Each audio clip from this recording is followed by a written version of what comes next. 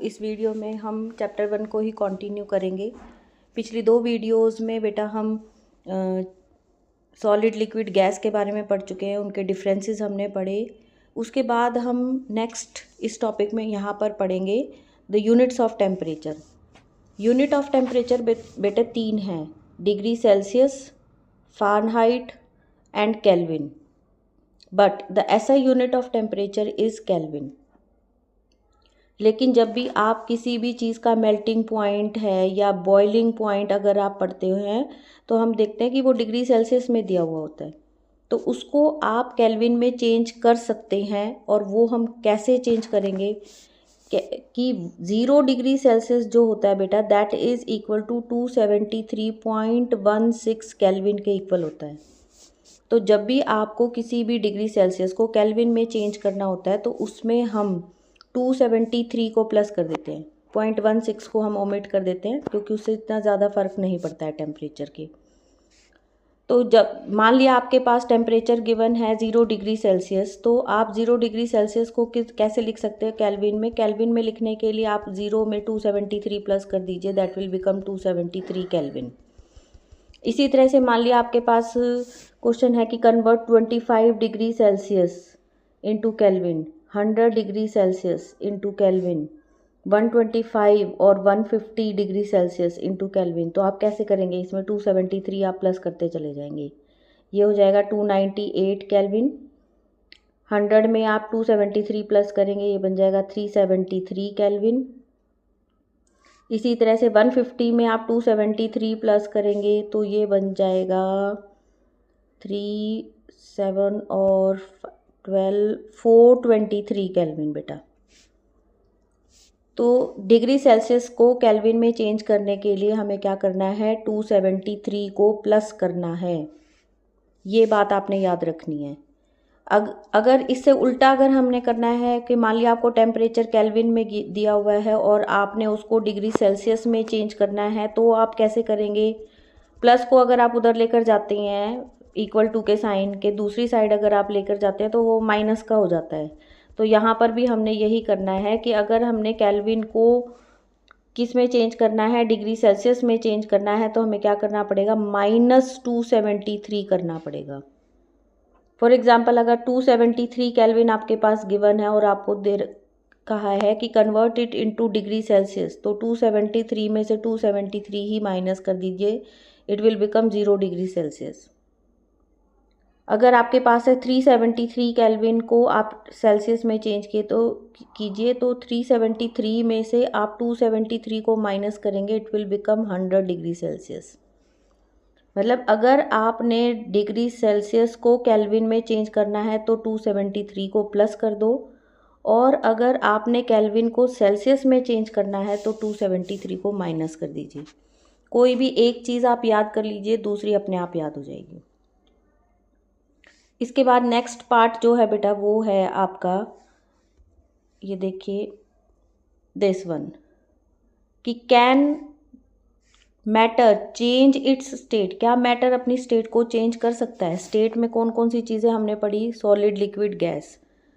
तो अगर आप मैटर की स्टेट को चेंज करना चाहते हो तो आप क्या करोगे? सॉलिड को लिक्विड में चेंज कर दोगे, या लिक्विड को गैस में चेंज कर दोगे, या गैस को लिक्विड में चेंज कर दिया, या फिर लिक्विड को आपने सॉलिड में चेंज कर दिया। ये चेंजेस हम कर सकते हैं।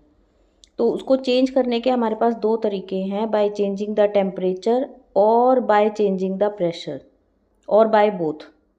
कि आप या तो सिर्फ टेम्परेचर में चेंज कर दो तो आप स्टेट ऑफ मैटर को चेंज कर रहे हो, या आप अगर सिर्फ प्रेशर को चेंज करके स्टेट ऑफ मैटर में चेंज कर रहे हो, या आप दोनों में चेंज करके भी आप स्टेट ऑफ मैटर को चेंज कर सकते हो। जैसे आपने आइस ले ली, मान लिया आपके पास बर्फ़ का टुकड़ा है, उसे आपने वाटर में चेंज करना है, तो आप क्या करोगे? उसको गर्म कर दोगे, हीट किया, सॉलिड किस में चेंज हो गया? लिक्विड में चेंज हो गया बाय हीटिंग। ऐसे ही अगर आपने वाटर को वेपर्स में चेंज करना है तो भी आप क्या करोगे? उसको गर्म कर दो, हीट कर दो, it will change into gaseous state. अगर वहीं पर अगर आपके पास वेपर्स हैं और आपने लिक्विड में चेंज करना है, वाटर में चेंज करना है, तो आप उसको ठंडा कर दीजिए, it will become liquid. Cool कर दिया हमने। या आपने वाटर को आइस में चेंज करना है तो आप फ्रिज में रख देते हो उसको ठंडा करने के लिए, तो वो सॉलिड में चेंज हो जाता है। तो टेम्परेचर को इंक्रीज़ करने पर, अगर आप टेम्परेचर को इंक्रीज़ कर रहे हो तो आप सॉलिड से लिक्विड और लिक्विड से गैस बना सकते हो। लेकिन अगर आप टेम्परेचर को डिक्रीज़ कर रहे हो तो गैस से लिक्विड बन जाएगा और लिक्विड से सॉलिड बन जाएगा। और सॉलिड से लिक्विड बनने की जो प्रोसेस है बेटा, that is called as fusion, उसको फ्यूज़न बोला जाता है। और लिक्विड से गैस में चेंज होने की जो प्रोसेस है that is called as vaporization, इसको वेपोराइजेशन कहते हैं। ये इस तरह से है और ये ऐसे है। तो सॉलिड से लिक्विड बनाना है तो फ्यूज़न, लिक्विड से गैस बनाना है तो process is called as vaporization. और हमारे पास एक और प्रोसेस है कि अगर आप सॉलिड को सीधा गर्म करके गैस में चेंज कर सकते हो, then that process is known as sublimation. ये आपने कपूर की गोलियों में देखा होगा कि गर्म कपड़ों में जब कपूर की गोलियां रखी जाती हैं तो नेक्स्ट ईयर जब हम गर्म कपड़े निकालते हैं तो कपूर की गोलियां गायब हो जाती हैं और उसका कोई लिक्विड भी हमें नहीं मिलता। क्यों? क्योंकि वो डायरेक्टली गैस में चेंज हो जाता है। इसी तरह से जो जलाने वाला कपूर है जिसे हम पूजा करते हैं, अगर आप उसको जलाएंगे तो आप देखेंगे उससे कोई लिक्विड नहीं बनेगा, गर्म करने पर वो सीधा गैस में कन्वर्ट हो जाता है। That process is known as sublimation. Opposite processes अगर हम करें तो हम कहते हैं कि लिक्विड को अगर आप सॉलिड में चेंज कर रहे हो then that is called as solidification. Solidification. Liquid को अगर गैस में कन्वर्ट कर रहे हैं तो वेपोराइजेशन, और गैस को अगर आप ठंडा करके लिक्विड में चेंज कर रहे हो then it is called as condensation. Solid से गैस कन्वर्ट हो रही है तो सब्लिमेशन, और गैस से सॉलिड बन रहा है तो डिपोजिशन। तो ये नाम दिए गए हैं हर एक प्रोसेस को फॉर द स्टेट चेंज।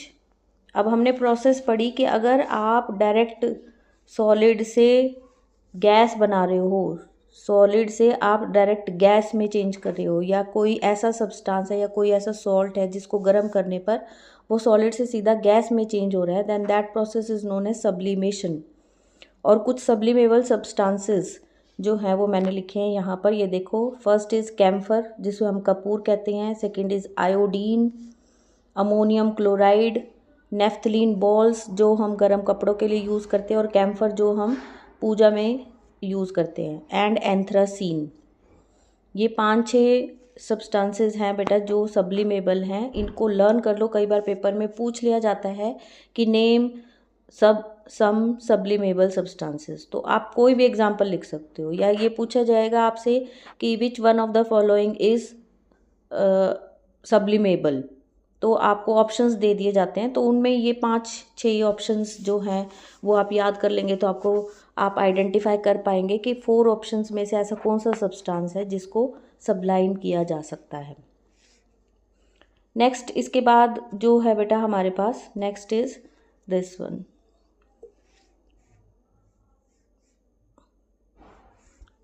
ये है, सबसे पहले मैंने डेफिनेशन लिखी है मेल्टिंग पॉइंट की। मेल्टिंग पॉइंट, मेल्टिंग पॉइंट क्या है कि अगर टेम्परेचर को चेंज करके आप किसी सॉलिड को मेल्ट कर रहे हो लिक्विड में without any change in pressure at atmospheric pressure. आपने प्रेशर का चेंज अभी नहीं पढ़ा है, हमने सिर्फ टेम्परेचर का चेंज पढ़ा है कि टेम्परेचर को चेंज करने पर हम स्टेट ऑफ मैटर को कैसे चेंज कर सकते हैं। तो अगर आप टेम्परेचर को बढ़ाकर किसी सॉलिड को लिक्विड में चेंज कर रहे हो उसके एटमॉस्फेरिक प्रेशर पर, then that temperature is called as its melting point. जैसे आइस जो है वो उसका मेल्टिंग पॉइंट है 0 डिग्री सेल्सियस या 273 केल्विन, आप कुछ भी ले सकते हो इसमें। Next is boiling point. Boiling point वो टेम्परेचर जिस टेम्परेचर पर लिक्विड गैस में चेंज हो जाए, that temperature is known as boiling point. Point का मतलब है वो पॉइंट, टेम्परेचर का वो पॉइंट जिस पर वो लिक्विड से गैस में चेंज हो गया, दैट पॉइंट और that temperature is known as boiling point. But किस पर? एट एटमॉस्फेरिक प्रेशर, प्रेशर को आपने चेंज नहीं किया है। तो temperature at which a liquid changes into gas at atmospheric pressure is called its boiling point. जैसे वाटर का बॉइलिंग पॉइंट है बेटा 100 डिग्री सेल्सियस। अगर आप इसको केल्विन में कन्वर्ट करोगे तो इसको आप लिखोगे 373 केल्विन। नेक्स्ट लाइन में हमने लिखा है कि boiling is a bulk phenomena. Bulk phenomena means जो किसी लिक्विड के बिल्कुल अंदर से हो रहा है, सरफेस पर नहीं हो रहा है। जैसे आगे आगे हम पढ़ेंगे evaporation is a surface phenomena, कि सरफेस के मॉलिक्यूल्स है वो उड़ जाते हैं, इवेपोरेट हो जाते हैं, वेपर्स में चेंज हो जाते हैं, तो वो एक सरफेस फिनोमिना है। बॉइलिंग में आपने देखा होगा, मान लिया आपके पास एक कंटेनर है, इसमें आपने पानी लिया है, इसको आप नीचे से गर्म कर रहे हो तो नीचे से बुलबुले उठते हुए दिखाई देते हैं, बॉइलिंग। तो आपको पता चल जाता है कि ये चीज़ बॉयल हो रही है, तो वो बल्क में से हो रही है। That's why boiling is called a bulk phenomena, it is a bulk phenomena. Next है बेटा लेटेंट हीट। लेटेंट हीट को समझने के लिए देखो हमारे पास एक एग्जाम्पल है, उसके लिए हम क्या करेंगे, मान लिया मेरे पास एक कंटेनर है, मैंने एक कंटेनर ले लिया और इस कंटेनर में मैंने आइस ले ली। ये आइस है मेरे पास। आइस का मान लिया मेरे पास टेम्परेचर है, ऑब्वियस है कि वो 0 डिग्री सेल्सियस से कम ही होगा, तो इसका टेम्परेचर मैं मानकर चल रही हूँ इट इज़ -10 डिग्री सेल्सियस। अब मैंने इसको गर्म करना शुरू किया। जैसे ही मैं इसको गर्म करना शुरू करूँगी इसका टेम्परेचर जो है वो बढ़ता चला जाएगा। हीट दे रहे हैं हम, हीट ही एब्जॉर्ब करेगी आइस। अब इसका टेम्परेचर -10 से मान लिया -5 डिग्री सेल्सियस हो गया, फिर -3 हो गया, -3 से फिर ये 0 हो गया, -3 से 0 डिग्री सेल्सियस पर। 0 डिग्री सेल्सियस पर आने के बाद हम देखते हैं कि इस आइस का जो टेम्परेचर है वो चेंज नहीं हो रहा है। कैसे पता चला? हमने इसमें एक थर्मामीटर लगाया हुआ है जिससे हम टेम्परेचर को नोट कर पा रहे हैं।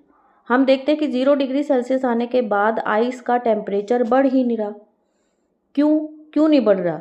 अब आइस यूँ कह रही है कि मैं सारी हीट को एब्जॉर्ब करके मेरे अंदर वाटर मॉलिक्यूल्स के बीच में जो फोर्सेस ऑफ अट्रैक्शन है मैं उसको ओवरकम करूँगी और मैं लिक्विड में चेंज हो जाऊँगी, मैं वाटर बनाऊँगी, आइस कह रही है। और उसको लिक्विड में चेंज होने के लिए क्या चाहिए? हीट चाहिए। अब वो हीट अगर टेम्परेचर को इंक्रीज करने में खर्च हो जाएगी तो वो फोर्सेस ऑफ अट्रैक्शन कम कैसे करेगी? तो instead of increasing the temperature of the system this heat is used to overcome the forces of attraction between the particles. कि आइस के जो पार्टिकल्स हैं वो एक दूसरे के साथ जो बहुत पास पास थे जिसकी वजह से उनके बीच में फोर्सेस ऑफ अट्रैक्शन बहुत ज़्यादा था, अब ये हीट जो हम इसको देते जा रहे हैं बिना टेम्परेचर को बढ़ाए हुए, सिस्टम के टेम्परेचर को बिना बढ़ाए हुए, वो इसके वाटर मॉलिक्यूल्स के बीच की फोर्सेस ऑफ अट्रैक्शन को कम करने में हेल्प करने लग गई। मतलब ये हीट छुप गई। कहाँ छुपी? फोर्सेस ऑफ अट्रैक्शन को कम करने के लिए। तो ये जो एक्स्ट्रा हीट हमने आइस को दी ताकि वो अपने फोर्सेस ऑफ अट्रैक्शन को कम करके लिक्विड में चेंज हो सके, that heat is known as latent heat. वो एक छुपी हुई हीट है जिसको हम देख भी नहीं पा रहे। यहाँ से जो लिक्विड बनेगा, ये जो वाटर बनेगा, वो भी 0 डिग्री सेल्सियस का ही बनेगा, लेकिन इस 0 डिग्री सेल्सियस के वाटर को बनाने के लिए हमें आइस को, जो कि 0 डिग्री सेल्सियस पर थी, उसको कुछ हीट देनी पड़ी, तब वो 0 डिग्री सेल्सियस का वाटर बना पाई, क्योंकि पहले इसके अंदर फोर्सेस ऑफ अट्रैक्शन ज़्यादा थी। अब जब तक वो फोर्सेस ऑफ अट्रैक्शन इसमें रहेंगी तब तक वो लिक्विड में चेंज नहीं हो पाएगी, और लिक्विड में चेंज होने के लिए इसको फोर्सेस ऑफ अट्रैक्शन कम करनी पड़ेंगी। तो वो कम कैसे करेगी? वो हीट को एब्जॉर्ब करके कम करेगी। तो वो हीट टेम्परेचर को इंक्रीज ना करने की बजाय वो क्या करती है, मतलब टेम्परेचर को इंक्रीज करने की बजाय वो क्या करेगी कि वो आइस उसको एब्जॉर्ब कर लेगी और वो इसको यूज़ करेगी to overcome the forces of attraction and to change into liquid. And that hidden heat, वो जो हीट छुप गई है, जिसने क्या काम किया? जिसने काम किया स्टेट को चेंज करने में, किसी भी स्टेट को चेंज करने के लिए, that heat is known as latent heat, उसको लेटेंट हीट बोला जाता है। अब हमने क्या लिखा देखो, द हिडन हीट, छुपी हुई heat, which is used up, जो कि यूज़ हो गई, in changing its state, state को चेंज करने में, बाय ओवरकमिंग, क्या ओवरकम करके? फोर्सेस ऑफ अट्रैक्शन को ओवरकम करके स्टेट को चेंज करने में जो हीट यूज़ हो गई, that is called as latent heat. अब ये लेटेंट हीट दो तरह की हो सकती है, एक फ्यूज़न और दूसरी वेपोराइजेशन। जैसे इनका नाम सजेस्ट कर रहा है, हम कहते हैं फ्यूज़न इज़ अ प्रोसेस जिसमें एक सॉलिड जो है वो लिक्विड में चेंज हो जाता है। तो वही है, the amount of heat energy, ऐसी heat energy that is required to change, किसको चेंज करने में, 1 kilogram of solid into liquid, 1 kilogram solid को लिक्विड में चेंज करने के लिए एट एटमॉस्फेरिक प्रेशर, प्रेशर को हमने चेंज नहीं करना, सिर्फ हमने हीट देनी है at its melting point, melting point पर जो हमने हीट प्रोवाइड की है 1 किलोग्राम सॉलिड को लिक्विड में चेंज करने के लिए, that heat is known as latent heat of fusion. अगर वही हीट आप इस केस में यहाँ पर हम आइस की बजाय अगर हम पानी ले लेंगे और पानी को मान लिया आपने ले लिया 50 डिग्री सेल्सियस पर, जैसे ही आप इसको हीट दे रहे हो इसका टेम्परेचर 50 से 60 हो गया, 60 से 80 हो गया, 80 से फिर ये 100 हो गया, 100 पर आने के बाद आप देखोगे वाटर का टेम्परेचर जो है वो चेंज नहीं हो रहा है, बल्कि वो हीट जो हम उसे प्रोवाइड करते जा रहे हैं वो वाटर मॉलिक्यूल्स वेपर्स में चेंज होने के लिए यूज़ कर रहे हैं। And that heat which is used by water molecules now to change into vapors is known as latent heat of vaporization. Define कैसे करेंगे? The amount of heat energy required to change 1 kilogram of water into vapors at atmospheric pressure at its boiling point is known as latent heat of vaporization. In definitions के साथ साथ बेटा अब जो चीज़ आपके दिमाग में आनी चाहिए वो क्या है कि 0 डिग्री सेल्सियस पर किसके पास ज़्यादा एनर्जी होगी, आइस के पास या वाटर के पास? बताओ एनर्जी किसके पास ज़्यादा है? हमने आइस को हीट दी 0 डिग्री सेल्सियस पर, वो हीट लेता रहा, फिर वो वाटर में चेंज हो गया, तो आइस के पास कम हीट थी, इसने हीट ली तो ये वाटर में चेंज हुआ। तो 0 डिग्री सेल्सियस पर ही आइस था और 0 डिग्री सेल्सियस पर ही वाटर बन गया, लेकिन हीट किसके पास ज़्यादा होगी? वाटर के पास। Same is the case when at 100 degree Celsius which has more energy, water और स्टीम। तो स्टीम के पास ज़्यादा एनर्जी होगी, स्टीम ने लेटेंट हीट छुपा कर रखी हुई है, कहाँ से कि वाटर ने हीट ली और स्टीम में चेंज हो गया, और स्टीम ने वो एनर्जी छुपा ली, उसने टेम्परेचर को बढ़ाए बिना उस एनर्जी को अपने पास रख लिया। तो steam has more energy in comparison to water. Question ये भी पूछा जाता है which has more severe burns, water at 100 degree Celsius और स्टीम एट 100 डिग्री सेल्सियस, किससे हमें ज़्यादा जलन होती है, 100 डिग्री सेल्सियस के पानी से या 100 डिग्री सेल्सियस की स्टीम से? ऑब्वियस सी बात है, जिसके पास एनर्जी ज़्यादा होगी वो ज़्यादा सीवियर बर्न्स प्रोड्यूस करेगा, तो वो क्या होगा? स्टीम होगी, क्योंकि स्टीम के पास क्या है? लेटेंट हीट भी छुपी हुई है, that has more energy in comparison to water. तो स्टीम के जो बर्न्स होंगे they are more severe than the burns of water at 100 degree Celsius. Next part देखो बेटा, इसमें नेक्स्ट इज दिस वन कि गैसेस कैन बी कंप्रेस्ड, या gases को आप लिक्विफाई कर सकते हो बाय अप्लाइंग प्रेशर। ये आप अपने घरों में भी देखते हैं कि LPG which is liquefied petroleum gas, वो आपके घरों में सिलेंडर्स में भरकर भेज दी जाती है। कैसे? उसके ऊपर प्रेशर अप्लाई कर दिया गया है, उसके पार्टिकल्स पास आ गए, अब वो गैस जो थी वो लिक्विफाई हो गई है, लिक्विफाई मीन्स वो लिक्विड में चेंज हो गई है, उसको सिलेंडर के अंदर भर दिया गया है, लेकिन जैसे ही आप बर्नर ऑन करते हो गैस के पार्टिकल्स का प्रेशर ख़त्म हो जाता है और वो पार्टिकल्स सारे दूर दूर हो जाएंगे, जिनको आपने ज़बरदस्ती पास कर दिया था वो सारे दूर दूर हो गए और वो फिर दोबारा से गैस में कन्वर्ट हो जाएगी। इसी तरह से CNG का तो नाम में ही कंप्रेस्ड है, it is compressed natural gas. Compressed means जिसको कंप्रेस कर दिया गया है, जिसको दबा दिया गया है, कौन सी गैस को? नेचुरल गैस को, और वो आजकल व्हीकल्स में एज अ फ्यूल यूज़ की जाती है। एक है solid carbon dioxide, carbon dioxide को आपने इतना ठंडा कर दिया है, कूल कर दिया, टेम्परेचर भी चेंज कर दिया और उसको दबा भी दिया, उसका प्रेशर बढ़ा दिया।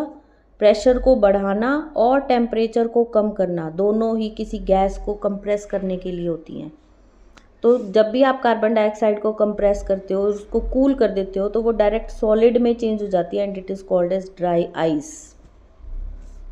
अब इसे ड्राई आइस क्यों बोला जाता है, ये भी क्वेश्चन पूछा जाता है कि why it is called as dry ice. आप सीधा आइस भी इसको बोल सकते थे क्योंकि ये सॉलिड है, कार्बन डाइऑक्साइड से बनी है।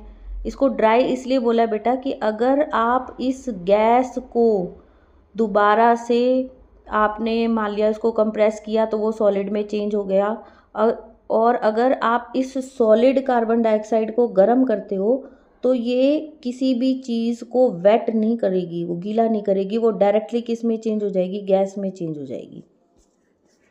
गीला क्यों नहीं करेगी, क्योंकि वो लिक्विड में चेंज होगी ही नहीं। It is an example of sublimation.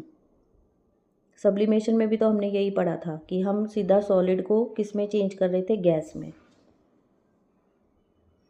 तो gases can B liquefied by applying pressure and bye lowering temperature. तो दो कंडीशंस होती हैं हमारे पास किसी भी गैस को लिक्विफाई करने के लिए, या तो प्रेशर को बढ़ा दो या टेम्परेचर को घटा दो या दोनों कर दो। तो स्टेट को चेंज करने के लिए हमने दो चीज़ें पढ़ी कि टेम्परेचर और प्रेशर में चेंज लाकर हम किसी भी स्टेट को चेंज कर सकते हैं। तो बेटा ये थर्ड पार्ट था इस चैप्टर का। लास्ट पार्ट में हम पढ़ेंगे इवेपोरेशन। ये छोटे छोटे पार्ट्स इसलिए हैं आपके तो ताकि आप इसको ध्यान से पढ़ सको, ज़्यादा टाइम भी ना लगे और सारी चीज़ें आपको क्लियर हो जाए। तो ज़्यादा से ज़्यादा इस वीडियो को शेयर कर दो और चैनल को सब्सक्राइब कर दो बेटा।